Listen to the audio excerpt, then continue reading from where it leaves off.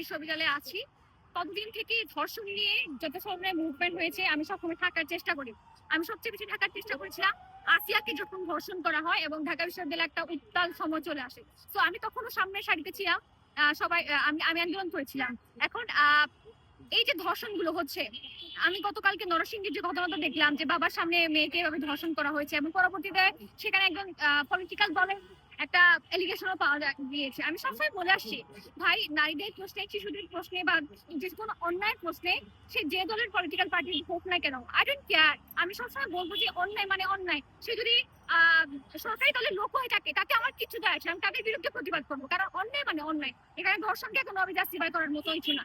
এবং ধর্ষণ জিনিসটা এমন একটা অপরাধ, এখানে আসলে মানে জিরো টলারেন্স, এখানে কোনো ধরনের টলারেন্স রাখা যাবে না। এবং আমি সবসময় চেষ্টা করি যে কোনো জায়গায় যদি ধর্ষণ হয় সেটা নিয়ে আমি প্রতিবাদ করার, মানে প্রতিবাদ কর্মসূচি করার জন্য আমি কখনোই আর কি মানে ধর্ষণ জিনিসটা হচ্ছে অপরাধ।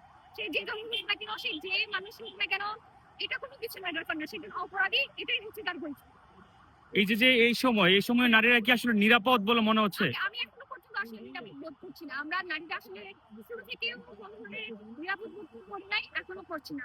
এই যে প্রতিদিন বিভিন্ন সময় রেপের ঘটনা আমরা শুনতে পাচ্ছি, সেগুলো এখানে নিরাপদ না। এখনো পর্যন্ত আমরা এরকম নারীদের জন্য নিরাপদ মানে নিরাপদ বাংলাদেশ এখনো করতে পারিনি।